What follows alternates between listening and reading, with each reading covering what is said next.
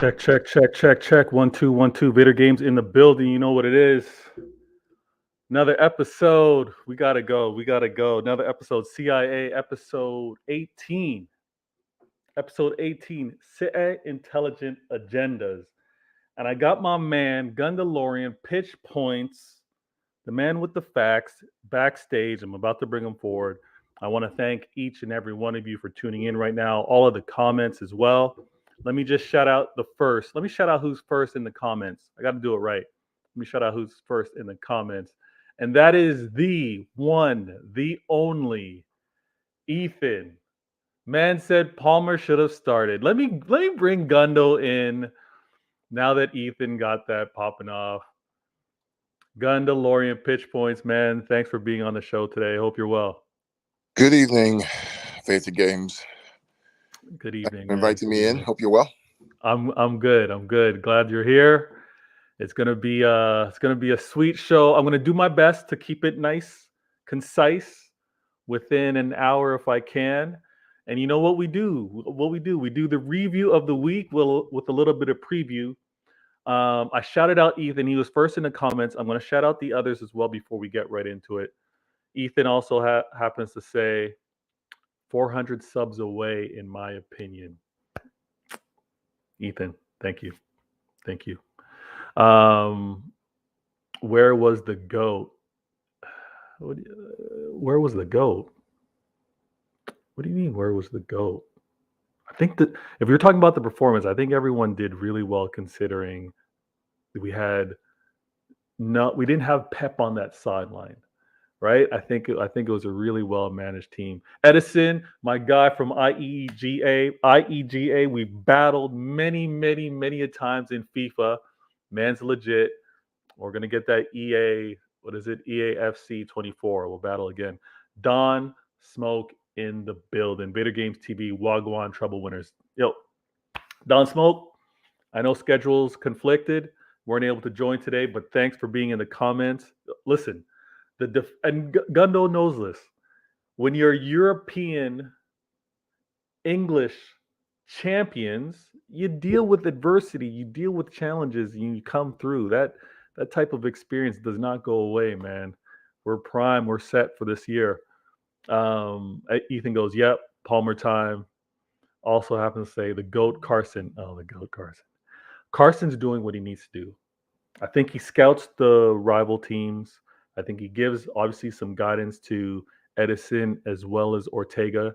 And from all things that I hear within the club, he's just steady. He's just steady. He knows kind of like the difficulties of the season and kind of like the ups and downs, and he keeps everyone, not just the keepers, nice and level. Edison happens to say, I got to say, Chelsea are dumb for giving us, okay, he's an AC Milan fan. He said they're dumb for giving him Pulisic and RCL because they're shining for 4? Really? I did not know that. Edison. I think you might be right on that one. Now, listen.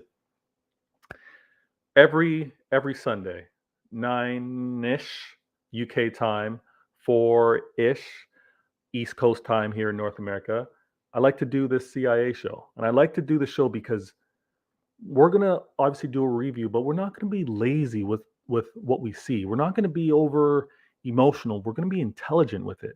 And the agendas that we set are going to be intelligent agendas that are really going to last the test of time throughout the season. So what we do every week is we deal with the thumbnail, we'll deal with kind of like, the title. And I thought it would be fair, and let me know in the comments if you agree. But last week I discussed big clubs, right? For many years I was told big clubs have European pedigree. Big clubs have so-and-so number of league titles.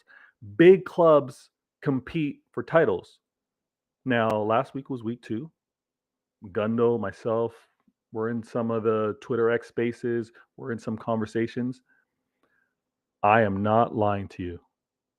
The quote-unquote other big clubs in the Premier League, no fan wanted to say that they were winning the title. If you're a big club, are you not set? Is that not your North Star? Is that not what the projection is? Is that not what you do all in the transfer window, all in the offseason to not go for that title? Not one rival fan wanted to say that they were going for that title. Now we get to week 3, and I'm looking at the performances. I'll bounce this off Gunnelorian as well, but I'm looking at the performances, and I must say, no one last week wanted to claim they were going for the title. This week, I'm now adjusting it and saying who are title contenders. Maybe that would be more comfortable for some of these rivals to answer. But I'm also seeing more pretenders than I'm seeing contenders. I'm seeing pretenders and no contenders. It's week 3. Maybe that will change. Maybe some fans, rival fans, will want to speak and say, you know what, my club, my big club, all we do is go for titles. We are going for titles this year. I don't hear from anyone. Myself, Manchester City fan, pitch points. We don't need to say we're going for. It's a given. It's a given. The last season, the season before, the season before that, the season before that, we're always competing. We're always putting our best foot forward to win titles. Yep. Claiming to say that you're doing that shouldn't be something to be fearful, but I'm seeing that fear in rivals, Gunnelorian. None of them want to say that they're going for this title. Dare I say they're hesitant to even say that they're title contenders. Did you see any contenders from the performances this past week? I mean, it's early in the season. I've always said, for me, and hear me out here, right? I've always said there's only one club, I think, in my opinion, that can rival us and to win the title. It's not Chelsea. It's not Arsenal. It's not United. It's not Tottenham. Not Newcastle, obviously. It has to be Liverpool. Unfortunately, they're the only ones who can. They've been there before, Veta, twice. Yeah. No, you're right. You can't. I've said it. You can't discount in this Guardiola Klopp era. My friends who are Liverpool fans know what I'm speaking about. You can't discount that, right? It's in there to be able to go to 97 points, 92 points, lose the league twice. Okay, but they've been there. Unfortunately, over the past 10 years or so, maybe past 8 years or so, none of the other clubs have been past 90. It takes to get to 90 points. It takes something special. You have to have been there. You have to have it in your DNA. It's like going through, when you're going on like a hike, right? Mm-hmm. You have been to the top of the mountain. You don't know what it's like. You don't know what the air is like. It's rarefied. It's different. You condition yourself to kind of push through the difficult barriers as you escalate through the different levels. Likewise in football, if you have never been to 90 plus points, 95 plus points, you just don't know what it's like. And would I want somebody who's never been there to be my guide? No. I want somebody who's been there to be my guide because they know what it takes to get to the top of the mountain. Liverpool lost it twice on 1 point, and I respect them for that. I think they're the ones who can push us all the way again. Yeah, I agree. I think Gundo might have some connection issues, but I know he's backstage and he'll jump in and out when available. I want to say this. I do agree with Gunnelorian with regards to Liverpool, the manager, the fact that let me bring him back to the stage. Sorry. No worries. I know the connection. Did you hear what I said? Was I clear? No, I heard what you said. You concluded what you had to say before you dropped, so everyone in the audience was able to hear. And I was just saying, I agree with you with regards to they've got the manager. They've had that manager that's pushed the team to perform at that level, to win and earn so many points, and to know how battle tested you need to be. The fact that they won a title, the fact that they were also 1 point away twice versus us, is something really important. I saw how they won today against Newcastle, and I'm a little hesitant to say, did Liverpool show their quality, or did Newcastle show that they still have a lot to learn? I think Newcastle showed their inexperience, Veta. Okay. How do you take off Tonali, the best midfield player on the park today? How do you take off that boy from Everton, Gordon? That's naive. And this is what Klopp and was talking about in the press conference about two managers on the touch line. I guarantee you, it's probably Jason Tyndall, that's what his name is, that said, "Hey, let's take off players and put these players in." You can't have two voices. You can't have two voices. As a coach, you have to be the voice. Your vision of the game has to be carried through. Yeah. There was no reason to take off Gordon and Tonali when you're upper man against Liverpool. None. Yeah, I agree. It was an odd sub, especially because they could have kept Liverpool under the pressure to have to, defend and cover the entire pitch. I thought like Eddie Howe showed that he was like didn't have the trust that his guys could get it done. And that lack of trust is going to it cost him. Well, but if I may, Vida, this is the argument, right? That on the City side that a lot of fans make. Pep, make us up. Well, we saw Eddie Howe make a sub, and what happened? Yeah. Right? Yeah. Right? So sometimes making a sub is not the right decision. Sometimes seeing the game out, right, through its conclusion is the right decision. Yeah. Which is what Newcastle should have done yesterday or today. No, it's good. It's a fair point. What I have here on the screen, and thank you all for tuning in. If you haven't yet, hit that like button. The other titles, panel members, Pitch Points, Gundalorian, his channel, it's in the description. All right. So you're on mine. If you hit me with a like, you hit me with a follow or sub, please do the same to his, as well as everyone else in the description. If you're following me on Twitter, I shout out all my peeps in the tweets. Hopefully they can join. Hopefully you can see their channels. And I should have said this right from the beginning, but first things first, my peoples come first. My peoples, thank you for being in the comments and thank you for watching this if you're watching this on a rerun. Now, what I have here on the screen are the standings. Okay, I have here are the standings. And we do every week, we go from bottom of the standings to the top. We happen to be at the top of the standing this week. All right, we've actually been there since the start of the season, and we'll get to our game. Trust me, we'll get to our game. I'm going to make sure that I give ample time for us to discuss our game, as well as I want to point out a few things that I'm noticing in build-up play. And the chances that we created today was very promising. Very promising. For some of the questions, what could we do without KDB? Where can we find the creativity if Foden's not on that pitch as well? Not to say that all the questions were answered, but we saw some very good performance, and we're going to get into that. But the standings, teams that we got to worry about, teams that we got to keep on the radar. We talked about it briefly. Was Newcastle. I don't think Newcastle could have asked for a better start against Liverpool. They could have not have asked for a better start. Score. The fact that Virgil van Dijk got that red card, they're a man down. Newcastle should have put them to the sword at home versus Liverpool. So they're going to be hurting for that one for a long time. Their next game is against Brighton, which doesn't get any easier. They're playing that game away. So we'll see how Newcastle bounce back. They currently, because of that loss to Liverpool, they're currently 13th in the league. I know it's early, right? Only 3 games have been played, but they've got 1 win, 2 losses. So let's see how Newcastle bounce back, how they recover moving forward. Playing Brighton next game is not going to be easy. So we're going to move up on that list, and slightly better than last season. You know what I mean? Everyone's excited. Many fans are excited for Chelsea. Chelsea are currently 10th in the league. They've played 3 games, 1 win, 1 draw, 1 loss.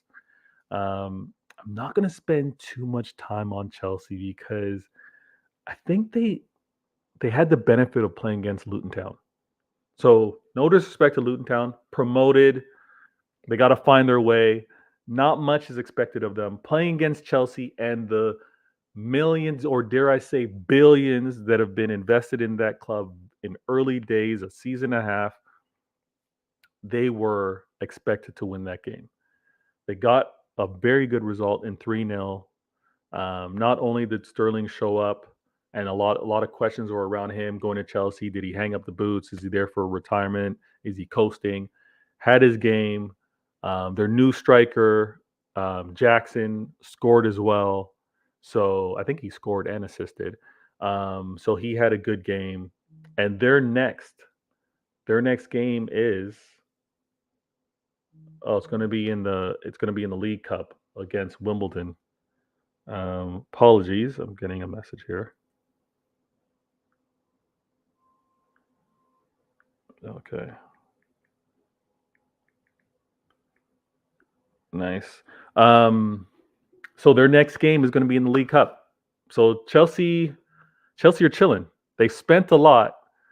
They should be going out for those wins. Like I said early in the show, there's pretenders or contenders. Chelsea and their fans aren't ready to say that they're title contenders. Chelsea are, quote unquote, a big club. When they decide to say they are title contenders or outright going to win the title, who knows? But right now, they're 10th in the league. So we'll keep an eye on them. All right, back to the standings, and let me go to the comments.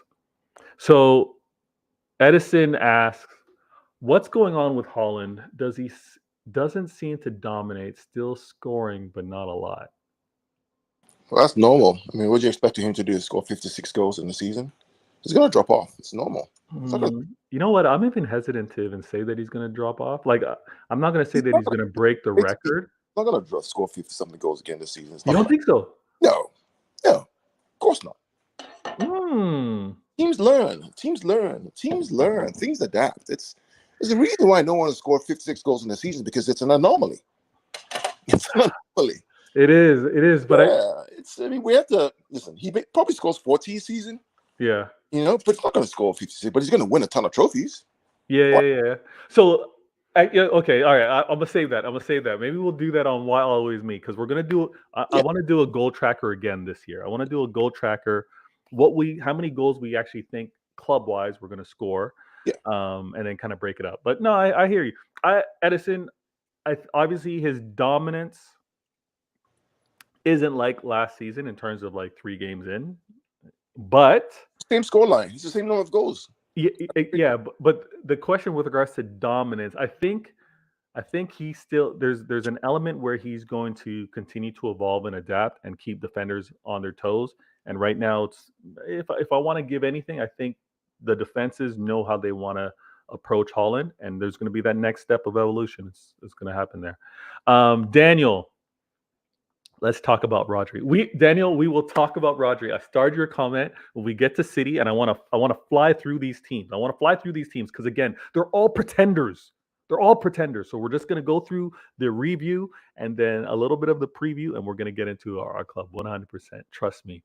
Stay tuned. Edison also goes to say Newcastle doesn't have a proper left back and center back. Scar and Barnes, I think you want to say, are bad. Shar and Burns and okay, are bad. Okay, that's fair. They do. You know what? Actually, Edison, let me go back to your comment. What's missing from Newcastle is the worry factor, the fear factor, the opposing manager. What are they stressed about that you happen to have on your team that I have to devise a game plan against? I think that, like, when you really think about some of the teams that should be claiming to be contenders, they have that type of worry, the type of fear in terms of a player or even attack scheme or a setup. I don't see that from Newcastle yet. They're a very good, hardworking team. And I see Martin in the background. I'm going to bring him forward. But I don't think that Newcastle, from a manager standpoint, as well as a player, there's not that. I'm worried about that opposition. I'm worried about the weapons on the other side. If I'm going to be honest with you, Edison. Martin, thank you for joining the show. It's CIA episode 18. Thanks for joining us, my friend. How you doing? Good evening. Hello. Hope you are well. Yeah, I'm not bad, mate. How are you? I'm good, man. I'm good. I got you. I got Gundalorian pitch points in the building. We talked about Newcastle. I think they still have a lot to prove. I talked about Chelsea. Millions, dare I say, billions spent. They still need to find their way. And next up, right on time, you happen to be here when we're going to start discussing Manchester United. Manchester United. I see all of you in the comments. I'm starring them. I will get back to you guys. Thank you for your patience. Let me actually keep these pretenders, no contenders up right now as we do talk about Manchester United. They are 8th in the league. They've played 3 games, 2 wins, 1 loss, and their last win came at the hand of Nottingham Forest. A comeback win. They had a comeback win. Please. They did. That is classic fraud. What you watched was classic A1 fraud. Comeback with my ass. It was a comeback A1 win, fraud. Okay, Give up. Later, if we were in that position, if we were 2-0 down against Forest, we're not sat there going, come back, yeah. We're sat there going, how come we were 2-0 down against Forest? Yeah, it's true. It's true. But much has changed this past decade between us and Manchester United. They can't even get a sitting right, Vader. They can't even get a sitting right. They were having a massive sit-in. 2,000 people stayed. Do me a favor. They're conflicted, man. They're conflicted. They're not conflicted. They are. They're an absolute shambles. When they have shiny new toys, when they happen to be winning, they don't know where to go. They're like a dog chasing its tail. They don't know what to do. But 3-2 over Nottingham Forest. They bounced back after suffering that loss to Tottenham. Their next game happens to be against Arsenal. But can I ask you first, Martin?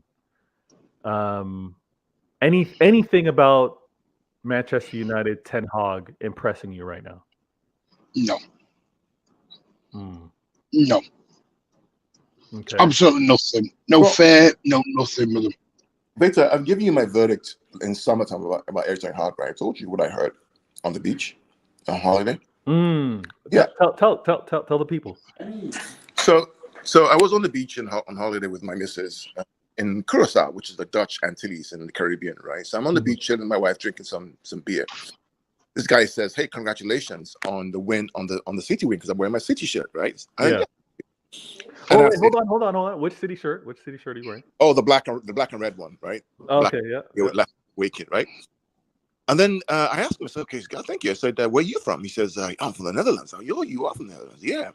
And he's with this other guy, kind of, and I say, "Hey, so he said, yeah, Pep's really good manager. He's generational. He has imbibed the whole philosophy of Cruyff and all that kind of stuff." I'm like, yeah. This guy said, "What do you think about Ten Hag and United?" He says, "He's shit." What do you mean he's shit? Explain. He says, "Yeah, he's shit." He says the guy doesn't know what he wants to do. He has no philosophy. Doesn't really have a philosophy that he believes in. But I mean, how do you explain the Ajax days of going to the Champions League in Madrid and all that? He says, no, that's Cruyff in Ajax DNA, not this guy. This guy will be found out he doesn't really have an identity and he's confused. This is the guy. This is one of the senior executives at Ajax. Let's put it that way. Okay. Now I got to shout out DC. She says, "Hi, Bader. Hope all is well, sir. All is well. Swelling in my knee and quad is going down every day. Mobility is getting better. Thank you so very much." You know what? I love that Gundo just brought that up, because last season I said I'm gonna give Eric Ten Hag over at United a year. I'm not gonna judge him. I'm not gonna proclaim that he's a great manager. I'm not gonna proclaim that he's the best thing since Sir Alex Ferguson. I'm gonna wait. Let me see year 2. We're now in year 2, and I honestly believe that he's just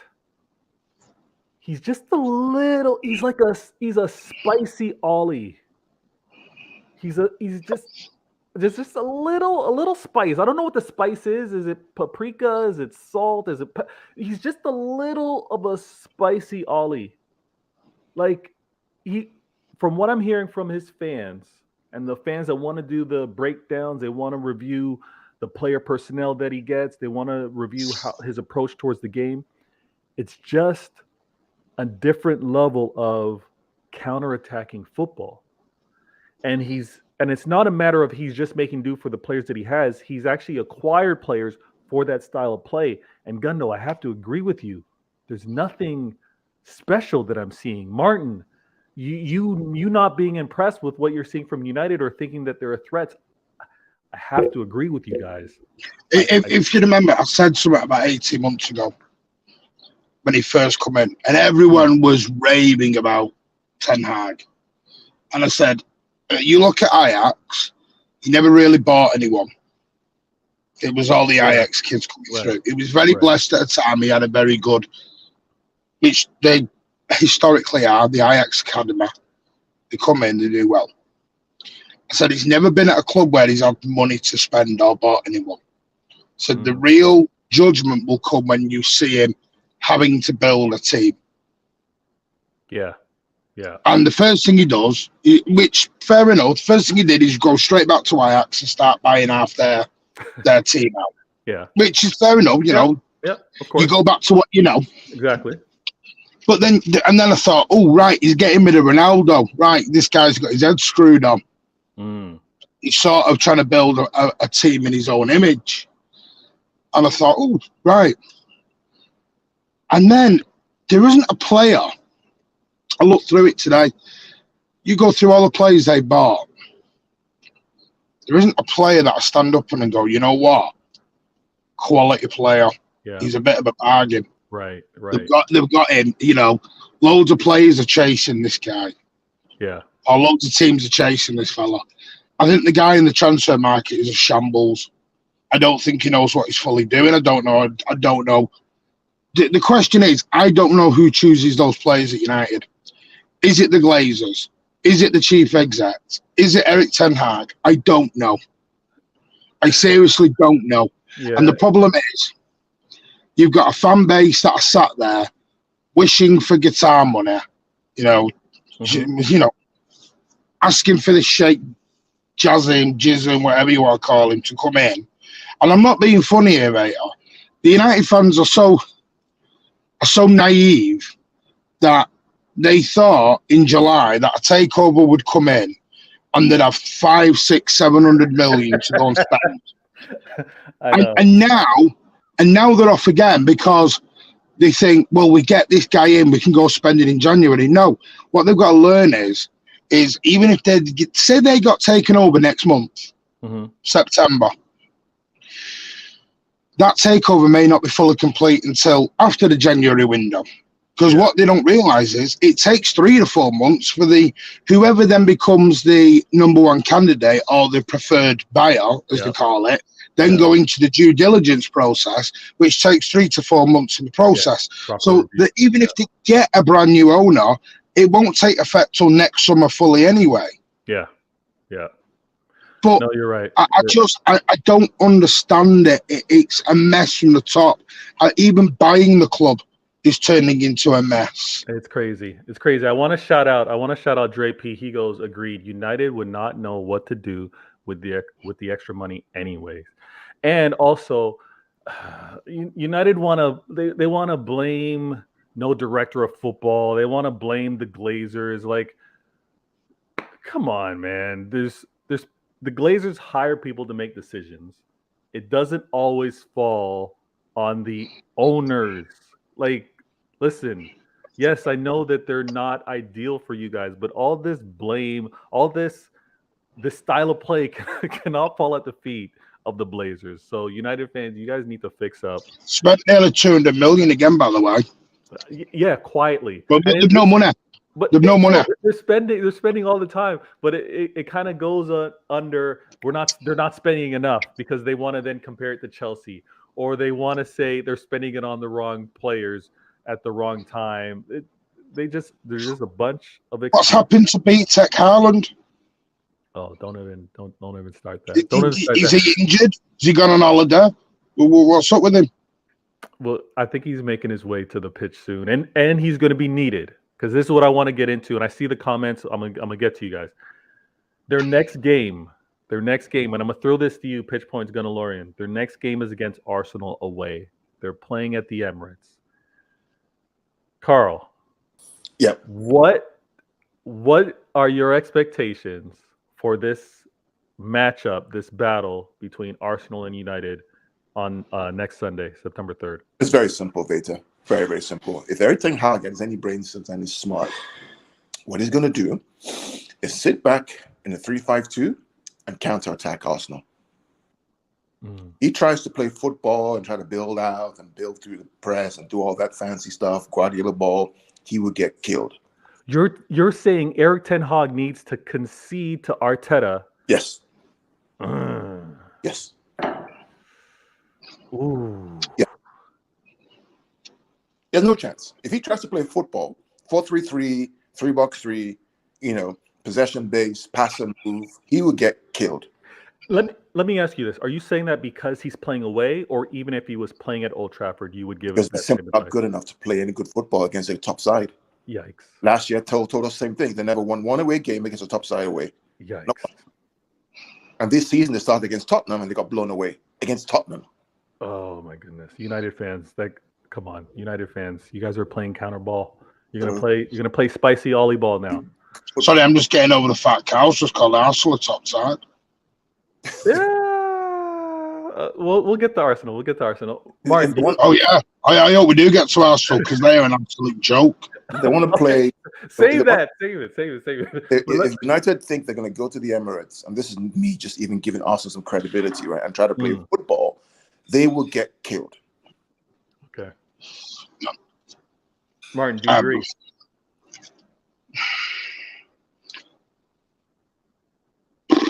I don't know because I don't know what Arteta's trying to achieve. We'll get into this when we do Arsenal. I don't know what Arteta's trying to do anymore. I think Arteta's gone to where Klopp was. When you have that season where you get a bit spooked by Pep and you don't know what to do and you're like, oh my God, what do I do? You think the tinkering Arteta's doing now is more with... I think Arteta's trying to be a smart ass at the minute, excuse my language. He's trying to be a smart person and trying to outthink and out-tactic his way into trying to beat City. And it's backfiring. I mean, 3 games in, and I'm watching Arsenal, and there's no improvement on last season at all. And they've spent 250 million quid.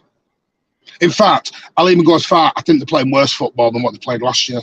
I agree with that. Yeah. They're absolutely a shambles. They finally realised Zinchenko's not a very good fullback. That's suddenly now clicked into the grey. They spent 65 million on Kai Havertz. Chelsea are laughing at them right now, going, thanks very much. Yeah. Cheers. You were the dumb idiots who came and paid 65 million quid. Saka doesn't know what he's doing. Martinelli, he's just stopped. I'm sorry. They've got Thomas Partey at right back. Sorry.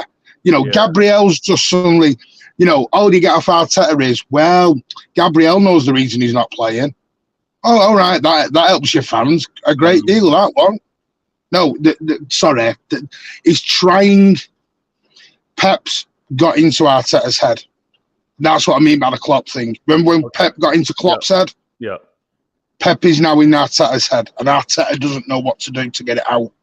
Okay, I'm gonna bring it back to Arsenal for sure, and we will discuss Arteta. I want to shout out Dre P. He goes, United should realize that the competition is now just very good at this moment and be more humble and patient. I think he's also speaking to the fans. The fans need to realize that things aren't going to be happening like the Sir Alex Ferguson days, even with their hopes and dreams lying on Erik ten Hag. A lot of them know that, they know that, a lot of them. But Veda, it's been over 10 years. I know, but they keep saying that we're mighty United. You hear their fans say we're mighty United. Over 10 years, Veda. There's some kids who are born, who are just 10 years old today who watch football who don't know what United are. I know. But I'm being honest, mate. A lot of the match-going fans that are here who I know, they're not doing that. They know exactly where they are. They know exactly where they are, and they know their expectations. And would you say that they're patient for this manager to figure it out? Yes, the patient on the manager. They're just all they're fixated on is getting the Glazers out. That's their fixation at the moment because they want the money to go and compete. But they've had this is what this is. But that, mate, but I'm telling you what they're saying. Don't have a go at me. These matches, okay, fair. Now let me get to the comments. Ethan, my guy, goes Glazers, and he's hilarious. And with regards to their B-Tech Holland, he's injured right now. But Ethan also wants to say that United will beat Arsenal 4-3 away. I think United will finish top 4 this year. You know what? Let me go back to the standings. Let me go back to the standings, and put that on screen for you guys. So United currently 8th. Well, you've already mentioned Newcastle, haven't you? And I don't want to. Yeah. I don't think Newcastle will finish top 4. Okay. But Martin, didn't Stuart Pearce say they were going to win the title? Yeah, well, Stuart Pearce is an arse clown. Ain't got any time for him anymore. You know, Stuart Pearce made me watch half a season with no goals at the Etihad. Thanks very much, Stuart. Oh my goodness! I'm not being funny. No, wait, honestly, I know. I don't mean to go on a rant here, but all I've heard for 2 weeks are Newcastle are going to smack us, then they're going to smack Liverpool today. And what they haven't realised is, and I've said this, I have every respect for Newcastle. Their fans are amazing. But what they've got to realise is rich owner does not equal title. Yeah, absolutely. Rich owner does not equal success. Otherwise, Everton will be sat there at top of the league. Chelsea will be sat there at top of the league. You know, having money means nothing. Yeah. No, you're right. And this is my big thing. And I will go public with this. I don't see Eddie Howe being there at the end of this season. That's a fair shout, but I don't want to spoil some of the great things that we can discuss at the closing of the transfer window, because I think it's fair to then give those top 4 predictions when the transfer window's closed and we see who's gotten who hasn't, strengthened, and then to also maybe discuss which managers are on that hot seat will make it through that season. Well, I'm honest. Apparently Newcastle are done, aren't they? They've come out and said they're done in the market. Ooh. Okay. We'll have to wait. Now, whether that's Eddie Howe playing psychological games, I don't know, but apparently they have done. I just think, and I said this a year ago, if you remember, these owners are not sat there going, yeah, Eddie Howe, yeah, Stuart Armstrong, Liberman. They're not sat there doing that. Yeah. Newcastle are where we were sort of 8 years ago, and that's okay. I've got nothing against Newcastle. What I'm saying is enjoy the journey and see where you land. But when you come up after one good season and start saying you're coming to the Etihad to smack us, you're going to smack Liverpool 3 and 4, have a little bit of humility and respect at the same time for what the job these clubs have done. Yeah, I would honestly say Newcastle are 11, 12 years of where we were in terms of, because the winning hasn't quite hit yet for them, but obviously they've got the new owners and the hopes of spending. Let's also go to, well, we talked about United. That feeds into, you know what, Aston Villa. I'm going to briefly talk about Aston Villa because Emery got the win versus Kompany, and I think Kompany still's got to find his way. Obviously promoted up within the league, but Unai Emery is going to be one of those dangerous managers. I'm not ready to say where he's going to net out, but I think last season, did they not finish 6th? Or were they 7th? 7th. Okay. I think they're going to remain in that mix, maybe slightly better as from what I'm seeing right now. We got Brighton. I had them top 4 in my predictions. You already have them top 4. Okay. I see. Yeah. Okay. All right. No, that's good stuff. I had them 4th, by the way, just 4th, because I think transfer wise they've been very, very shrewd. Yeah. Very shrewd in that market. I mean, they've like United, they played 3 games, 2 wins, 1 loss. Next up is Brighton. They suffered their loss, but they have, 2 wins, 1 loss. And they suffered that loss to West Ham, surprisingly. And then that leads us to Arsenal. Now, Arsenal and their last game, resulting in a draw versus Fulham, and Fulham was a man down, is another reason why I wanted to keep this pretenders, no contenders. A large portion of the fans that I interact with, I think Gunnelorian as well as you, Mancunewe, interact with, they're not even ready to say that they're going for this title. And I think that's also a layer why they're not saying that they're going for the title is because of the other competitions that happen throughout the year, because they're not sure how Arteta is going to manage the players, have that rotation, playing on Champions League night as well as, you know, the cup runs and league play. So they're So not. they were winning the treble. What? No, none of them said they were winning the treble. They did. No way. Oh, they did. Oh, they did. Yeah, Arsenal fans say they're winning trouble. Oh, They did, Vader. It's got to be the kids. No, I'm talking like, I won't name them on air, but they're in the same spaces where you go in. Oh my, okay. When we're in spaces again, they need to be called out because that's absolutely ridiculous. No, because they just argue back with you. You know the people. There's one or two that are very sensible, but a lot of them do think that they are. How could they say trouble though? Trouble. A lot of them think they're going to win the Champions League. Oh my gosh. Okay. They think it's just turn up and yeah. Well, I you know what? I'm going to need to talk to them because again, I haven't been coming across enough of them to claim that they're winning. Not only the league. Carl, I'm not kidding, Emma.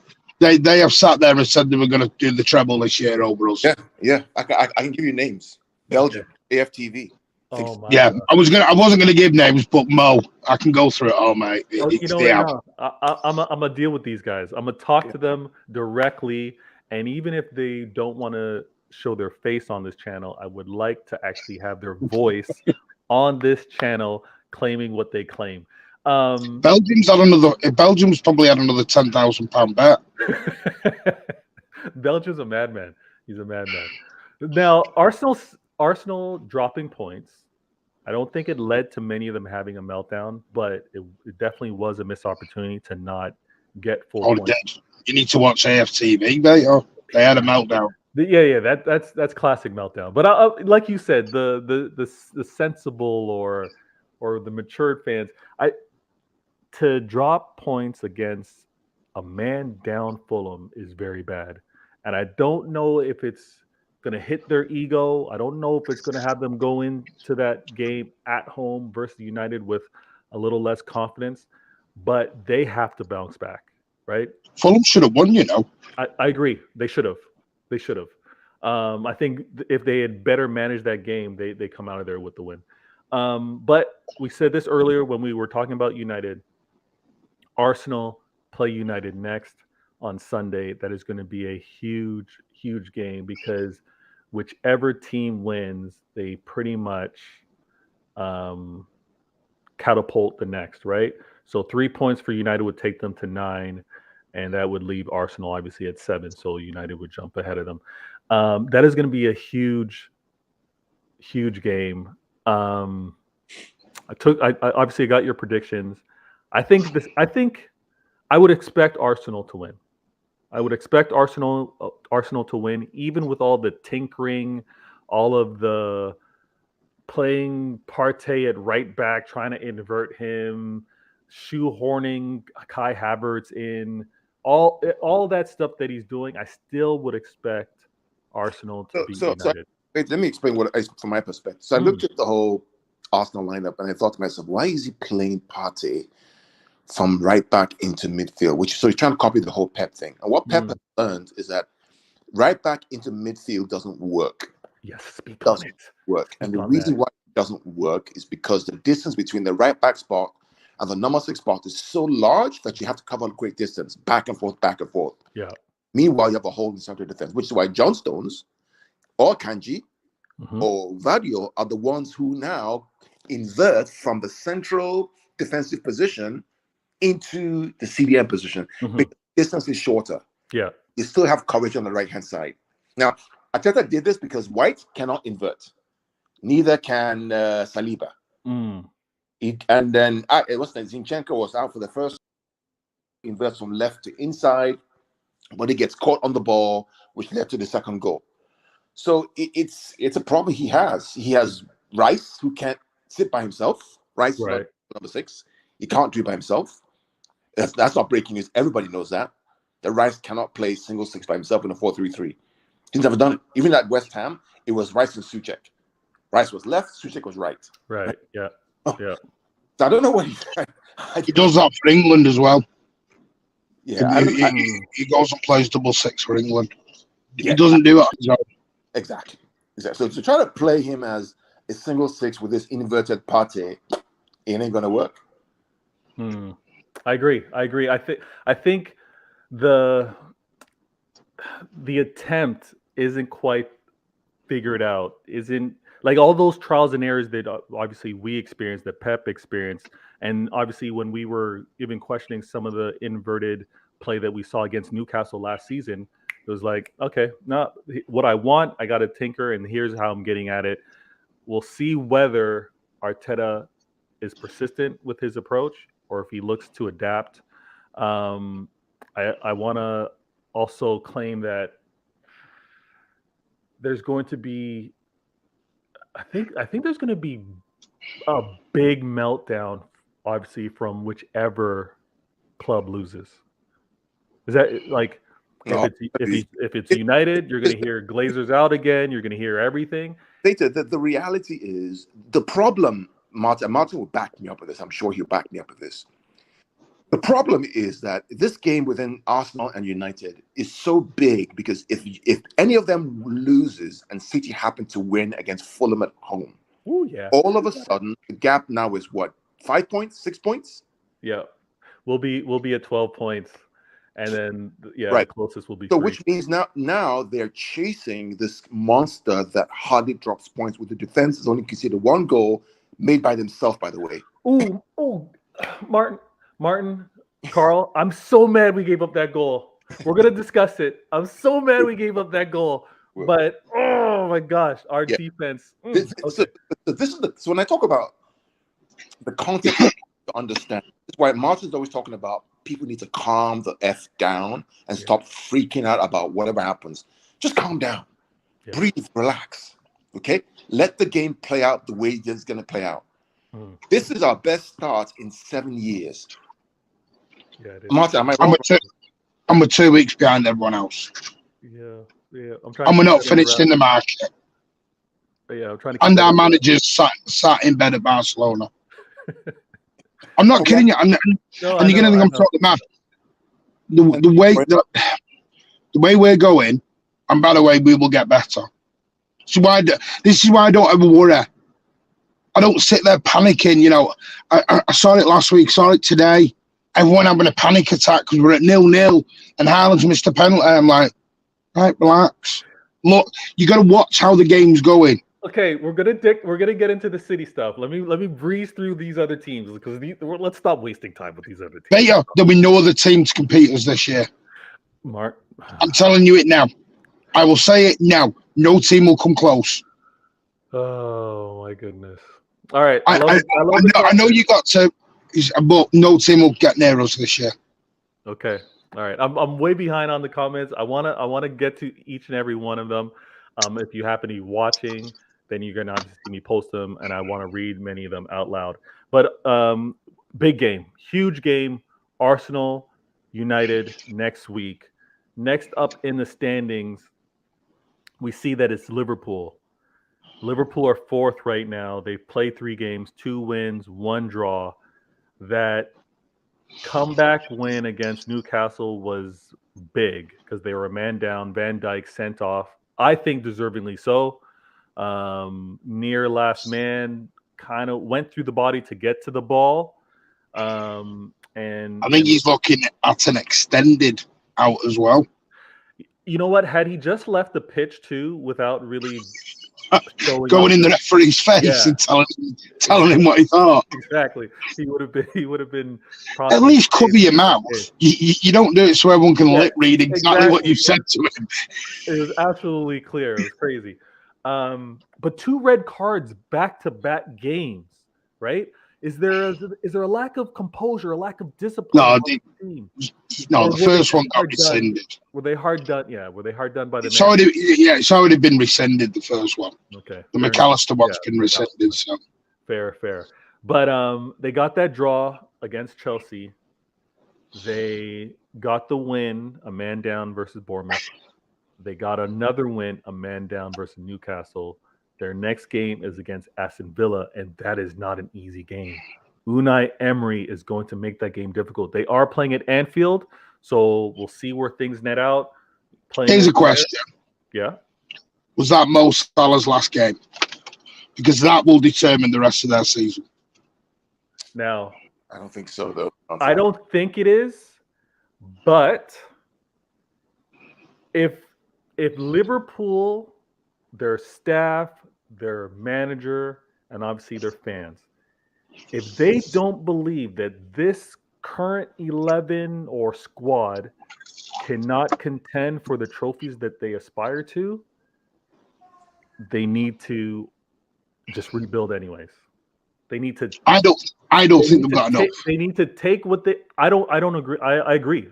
I don't think they have enough to be consistent enough to be those title challengers, or even pursue the Champions League. That obviously they believe that it's kind of like in their DNA to win.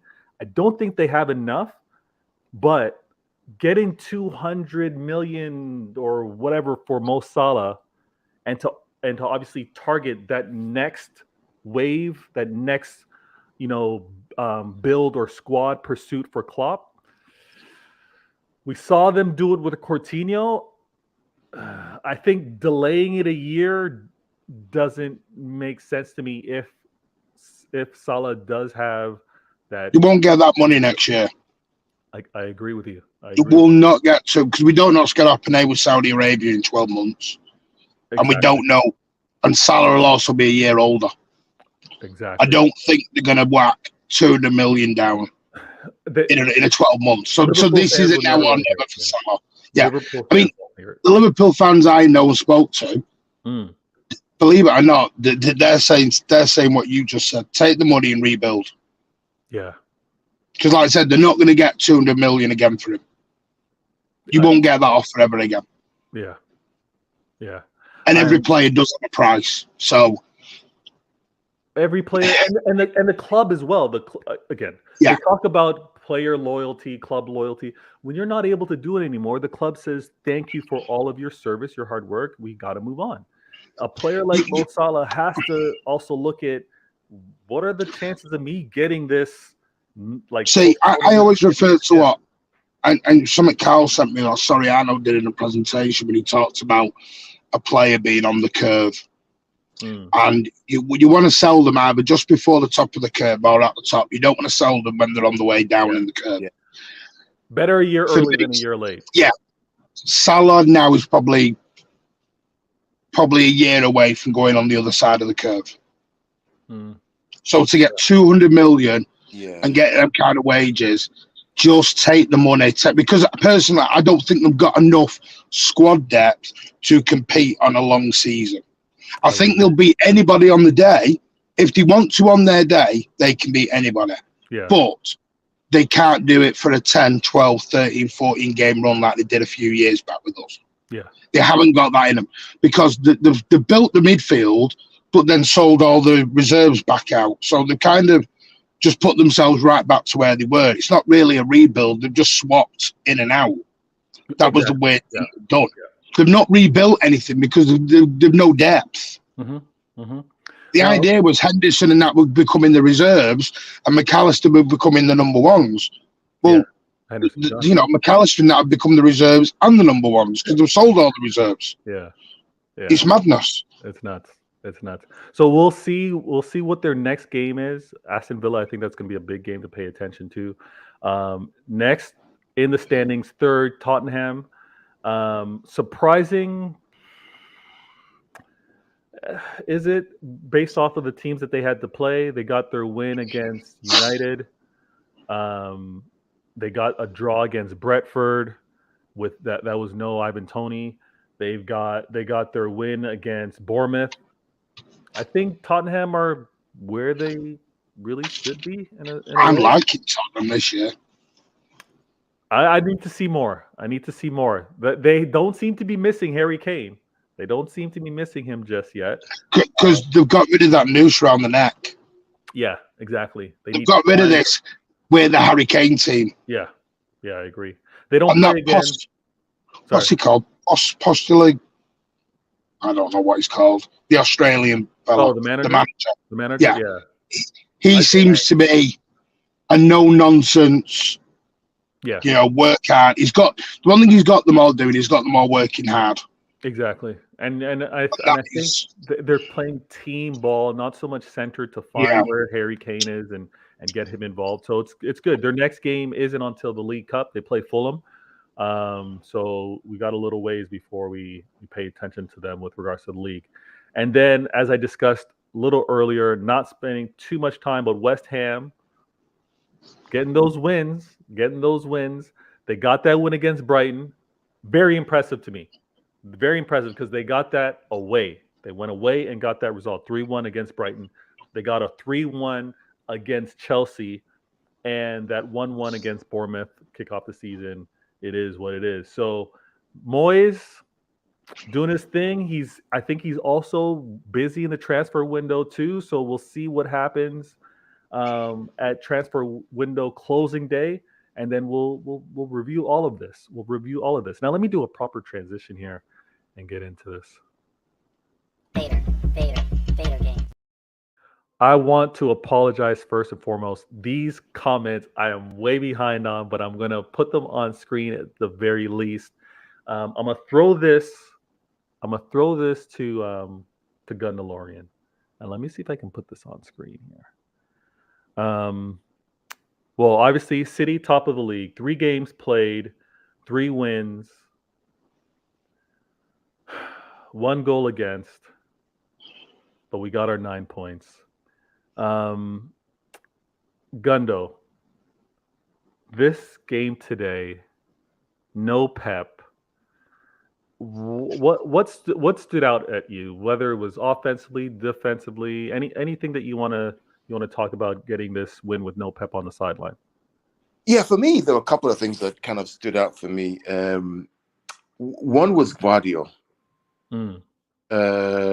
I just thought he was just magnificent, mate. I just thought he was so good in all phases of the game, offensively, defensively. In fact, there was a point where he wanted to drive into the box, but he kind of held back. He's just so good.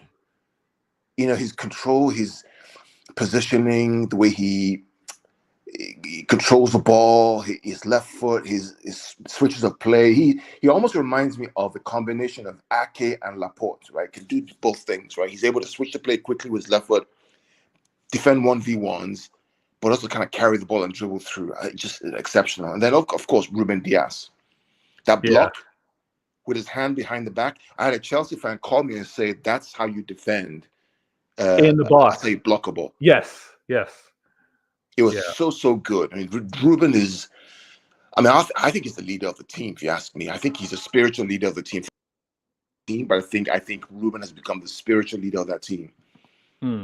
He's the one who's always chatting and chapping away about what people need to do and where people need to be and all that kind of stuff. He doesn't make stupid mistakes, hardly ever makes mistakes.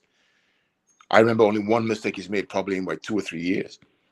Yeah. Since Ruben has been at the club, Veta, we've never lost a Premier League title. I love that stat. I also love the fact that every committed defensive play, whether it's recovery, whether it's putting your body on the line, he's there to bring up the player. He's there to pat them on the back. He's there to say, good job. And this is Ederson, and even when the midfielders come to help as well. Like, that type of urgency, there's a different urgency amongst offensive players and defensive players. When it comes down to, guys, great job, way to get in there. Man, he makes everyone accountable. How he puts his body on the line as well, because again, shots like that, putting his hands behind his back, trying to block it, that could have went to his face as well. And we've seen him block him with his face. And there's another thing I want to talk about too, is the fact that, listen, people expected this game to be 3-4-5. It was never going to be 3-4-5-0. You know why, Veta? Because it's never been 3 or 4-5-0. Every time we've gone to Sheffield, even when they were in Premier League, it's always been 1-0, 2-0, 1-0, 2-1. It's always been very close. Why? Because they pack the bus. They literally sit with 10 guys in the penalty box, and it's hard to break them down. Ergo, right? The margins are very, very thin. But ultimately, quality always trumps, right? Quantity, where we actually get the win. Right. So it's no surprise that we won that game, difficult as it was, by 2-1. And when it was time for us to step up the gear, to raise the gear and actually go for the second goal, we saw what happened. So 3 points, top of the league. How many goals we scored now? 6 goals for 7 goals, 1 conceded. Yeah. 9 points. I'm good. I'm good as well. I'm gonna throw this to Martin briefly, but we got that win against Sheffield United. Our next game is against Fulham on Saturday, and before I throw it to Martin, and I'm going to put this on screen as well, because YouTube, do not copy strike me. This is strictly for learning and analyzing. It is not for anything but studying purposes. I'm going to put this on screen. Where is it? Here. YouTube, do not copy strike me. This is strictly for breakdown analysis purposes. But Sean C says, agree. We will walk this. Can't see another City standard out there. I'm not mad at that. He's saying right now the levels are, we've said it, and we need to be the next club to get to that level. But, and I don't want to be that guy. Because I did praise him on Twitter for conceding the error, and then which resulted in the goal, but then battling back and working to get that equalizer, or working to assist in us getting that equalizer. But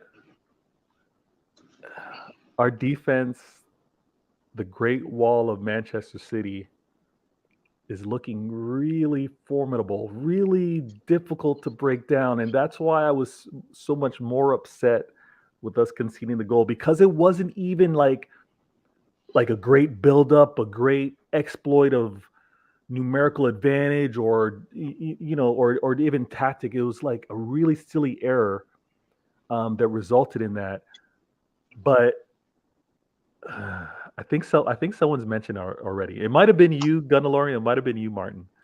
But that Chelsea of 15 goals conceded in the season, I've been peeking at it every game. Like, let's not concede a goal. It's hard to achieve that. I know. The reason why it's simple, right? Because back in the day, in those days, I mean, how many teams are really, really competing at the end?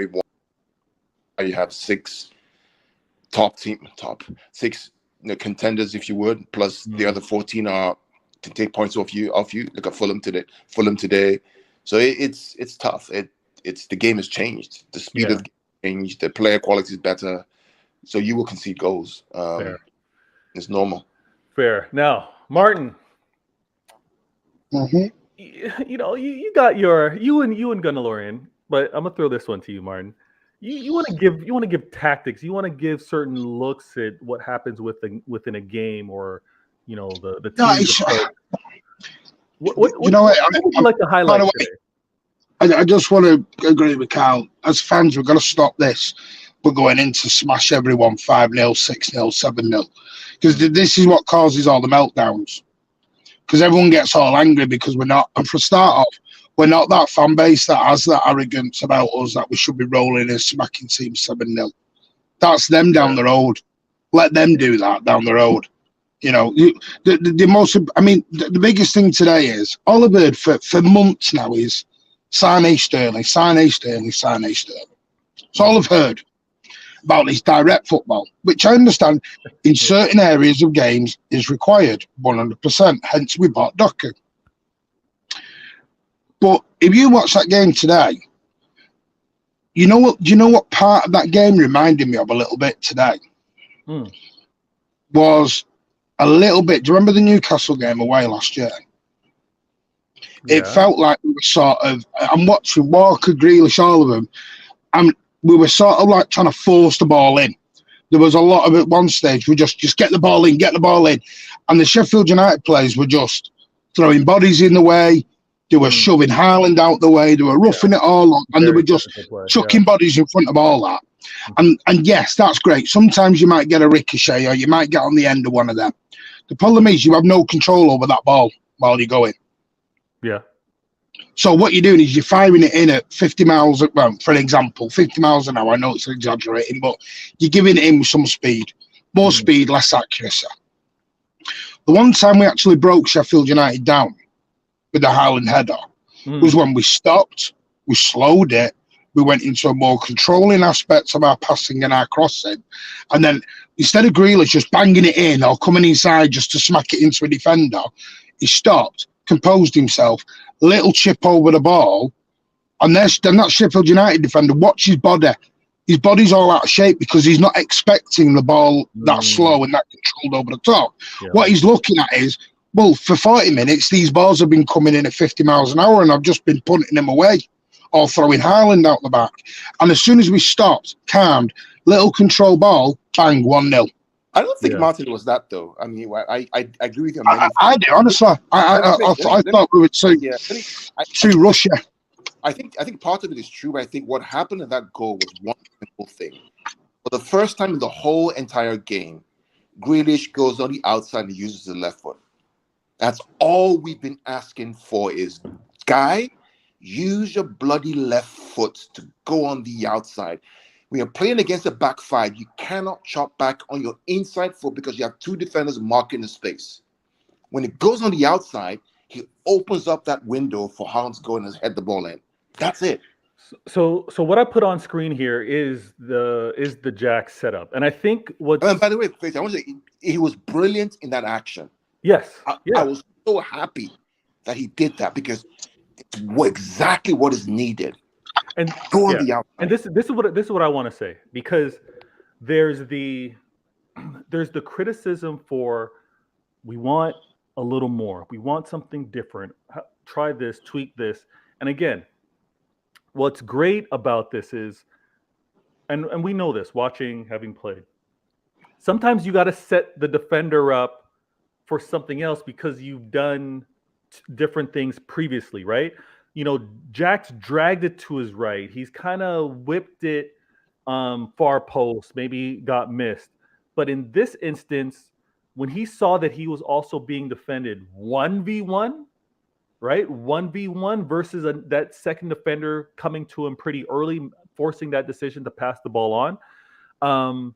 It was very good. And he served it on a platter for Haaland. And what we all want to see from Jack, or we want to see from our wing play, is that level of variety. To be honest with you, it's just that level of variety, and I think he had a very good game.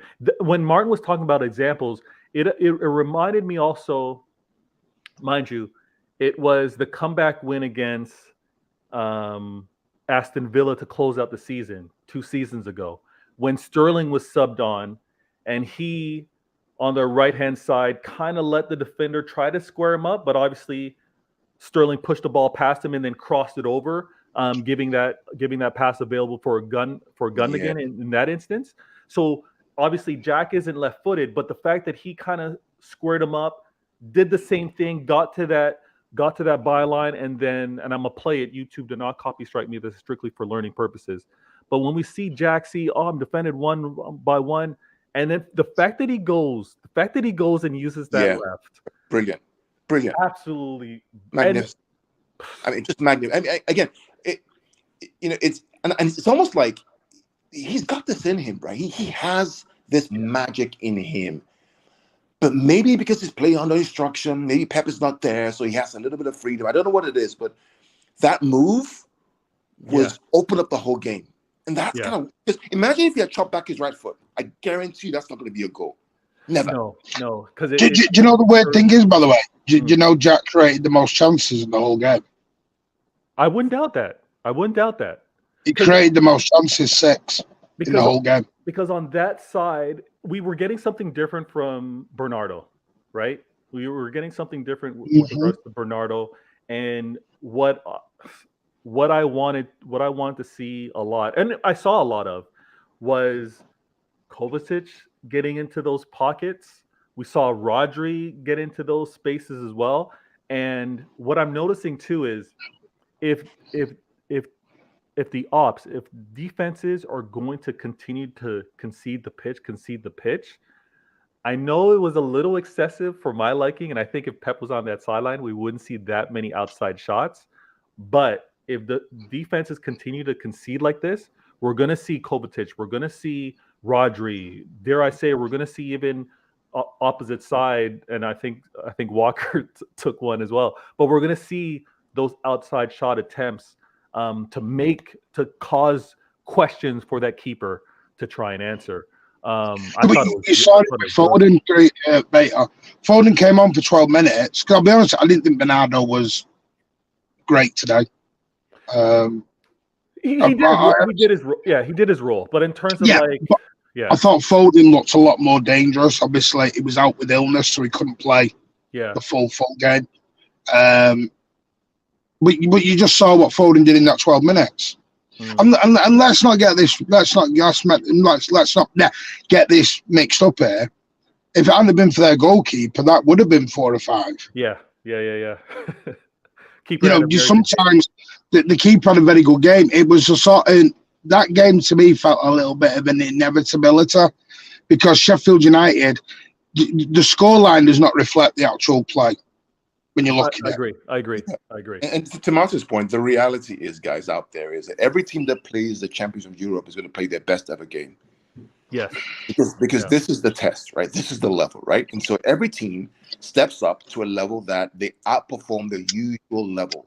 So it becomes even more difficult, especially when you don't have a Foden, you don't have a De Bruyne, you don't have all those players who are there and no Pep on the sideline. It's natural. It's going to happen. Yeah. But at the end of the day, I was quite glad. Sorry, Carl. Was you not glad? Because the way that game was, for me, wasn't a Doku game. Wasn't the right time for Doku to come in.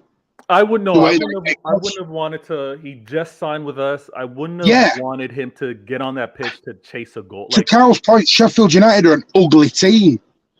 But will Sheffield United play like that next week? No. Probably not. No. Look at Everton. Do you remember Everton who came to the Etihad and got the 1-1?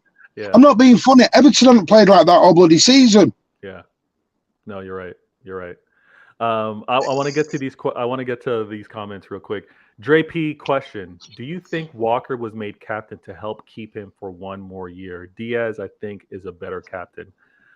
I don't think him given the or co-captain or captaincy was to keep him. I think Walker's always been one of the more vocal ones, even with regards to press conferences. I think the clubs trusted him to maybe speak pre-games.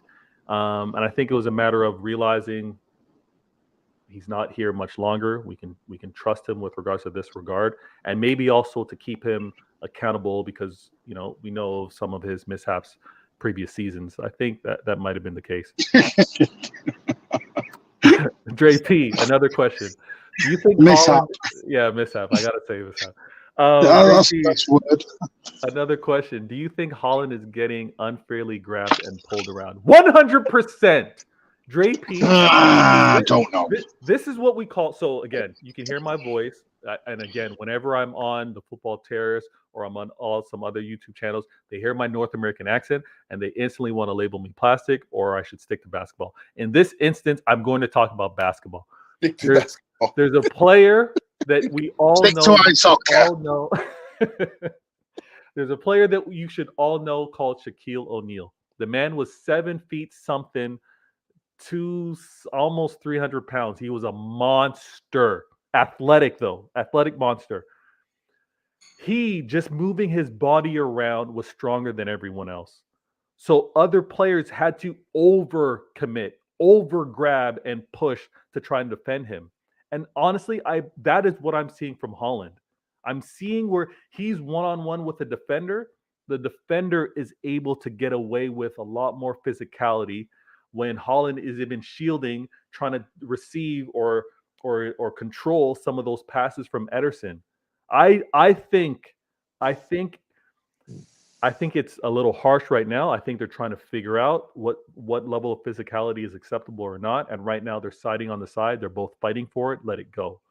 But I think the defenders know the monster that Haaland is, and they're overly physical, in my opinion. DC.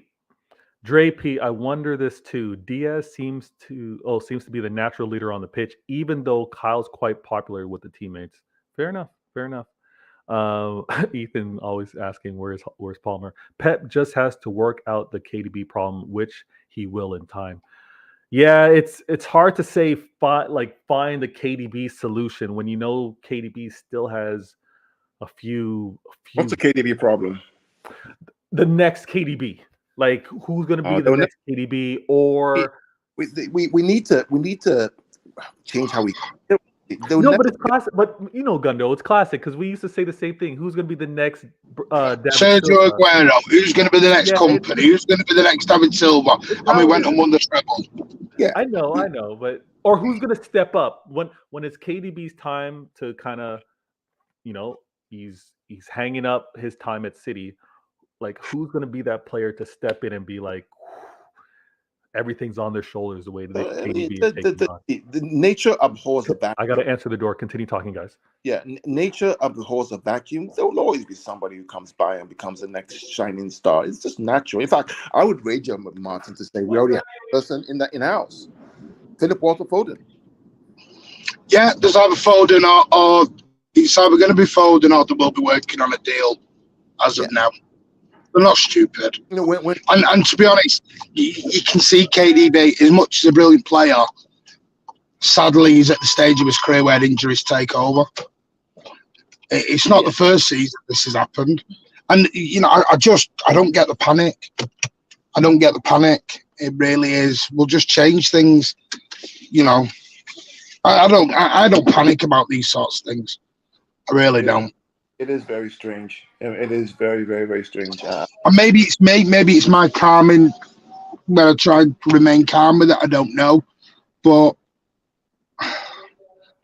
I look at it at the moment, 3 games in, and I'm looking at 19 other teams with bigger problems. I agree. I'm sat there going, 3 wins out of 3. We're 2 weeks behind everyone. We're not finishing the transfer market. Yeah. Rich man's problems. Rich man's problems, as we always say. Rich man's problems. Good problems to have. It's like saying, should I take the Lambo out this Sunday after? The blue one or the red one, right? Oh, mate. The lack of creativity. Sorry, I think I'm just disappeared there. I wouldn't say it's a lack of creativity. Do you know what today was? A lack of finishing. Yes. There was no lack of creativity at all today. We had 15 shots, 9 on target or something daft like that. There was no lack of creativity. There was a lack of finishing, but that happens. Yeah, the reality is people are saying lack of creativity because there's no Foden on the field, there's no De Bruyne on the field. So already in your brain, you think there's got to be creativity. But the moment we don't score a goal, all of a sudden there's lack of creativity. Look at that ball today from Kovacic onto Haaland. Oh, what a ball. I'm not being funny, but we've got it there. The person who I did feel sorry for today was Alvarez, because I thought he was a little bit out of the game. But I thought he still did very well for considering little space he had. Yeah. I just think we've got to relax. We've got enough. Got more than enough. If I was anyone, I'd be KP sat there worrying. He's the one that needs to worry, mate, because, he's the one that needs to worry because he's still not getting a game. He's not going to get games. He's not going to get games. Calvin Phillips is getting... I personally think they're trying to get him out the door nicely. At the moment, I don't think he wants to go, but I think City are going to try and get him out the door. Apologies for that one. I move a lot. Sorry, we're just talking about rich man's problems. Rich man problems? What are the rich man problems we have? No KDB. No, because you just said, Baker, would you say it was a lack of creativity today or a lack of finishing today? It was the finishing today. I think the keeper had an exceptional game. I think he kept 2-3 that would have been goals for us. And the chances that we created, even the way that they were defending against us, I was actually happy with. I think it's that just that familiarity. And it wasn't we missed the penalty. Yeah. So it's not like we didn't go there and I don't think there's a game so far we've not created. Yeah. I don't see this Kevin De Bruyne miss as big a issue as others are making out. I don't think it's a KDB miss from maybe the number of chances. It's the style of chances, I guess. But change it up. Yeah. Well, of course. Great. I mean, he's what, 32, 33? 32, I think. Yeah. Drake goes, I'm glad to see City no longer conceding first shot on target these days. Big improvement. Hey, shout out to Ederson. The man as levels. You know what? European champion, 3-peat English champion. He's showing his levels right now. Those rivals, you can claim that you have the best keeper in the world. You can do all of that. I have to shoot, mate. I don't apologize. I need to come. Before we go, Martin's got a show tonight. My show's a lot longer than I planned to. I'm going to get to these comments before I shut down. But please tune in. Find that notification. The Mancunian way is... Are you not now? Are you not going live now? Yeah, that's where I'm going. Yeah. Bye. Go see you later, Carl. Bye. Right now. I'm gonna join him as well. All right, we'll be there shortly. My bad. Okay. Sean C, don't mind close games as long as City win. Yep, Sean C, I'm with you, man. Dre P, agreed. Grealish went on the outside. I will also say it's more effective, though, because he doesn't always do it. Catches defenders off guard. Yeah, Dre P, he set him up because he's been going a little favoring too much of that right foot, even the slip pass or even the cross. So I'm glad he switched it up. Sean, great stream, Vader. Thanks. Sean C, thank you so much. I am going to get to these comments before shutting down. But definitely, let's all head over to the Mancunian way in the next minute. DC, Vader, my fellow plastic fan. You know what? When they hear the North American accent, that's what they go to. It doesn't bother me, though. I own it. Dre P, Pep is always a basketball fan. Well, trust me, I know that. He may agree with your Shaq analogy. Dre P, I'm telling you, man, they're doing way too much on him. Foden is ready for the middle. It's just that he's not better than KDB at the moment. I agree with you. Edison, the next KDB is, oh my gosh. Are you serious? Edison. I mean, I know the guy. I followed him. I know him as well. But, I've tracked him for 2 years, and I feel flattered to deceive. I can't say he's KDB level yet. KDB, I can't say that. Ethan, the game misconception. No, it didn't. Stop it, man. No. Stop it. No. Spencer, hi guys. Much closer today, but we are still winning games. I don't think it should have been as close as it was, but it was a very good performance. Again, no Pep on that sideline. I think the players took liberties with the amount of long shots that they took, but it was a good result. Very good result. Dre P, if Calvin Phillips turns out to be our Havertz, then we'll be... What? Wait. If Calvin Phillips turns out to be our Havertz, then we'll be okay. Okay, gotcha. You're just clowning with me. Okay, Spencer's heading over to the Mancunian way. Of course, Edison was joking. Okay, amazing. Now, thank you all for tuning in. Thank you all for supporting the channel. I hope you enjoy. Please let me know in the comments if you're watching this on the replay. Let me know if you enjoy the scoring breakdowns or some of the build-up breakdowns, because I can do a lot more of that on this channel and maybe focus more on Manchester City. I did want to do a proper review and preview with Gundalorian and the Mancunian way on CIA, because on CIA we do intelligent agendas. We're not just going to do the lazy stuff, right? So I'm so thankful for everyone to have tuned in, checked out this show. It was episode 18. City with a late win. City with a late win from Rodri. Loved it. Man is so clutch. And then obviously we talked about the comebacks from Liverpool, United, the fact that Chelsea and Spurs have wins. I hope you enjoyed all of this content. Head over to the Mancunian Way. Head over to Pitch Points as well for future episodes. Make sure you sub to his channel. And I want to thank each and every one of you for a fantastic show. I'm Vader Games. It was Pitch Points, Gundalorian Carl. And we'll catch you on the next show. We're out. Yep.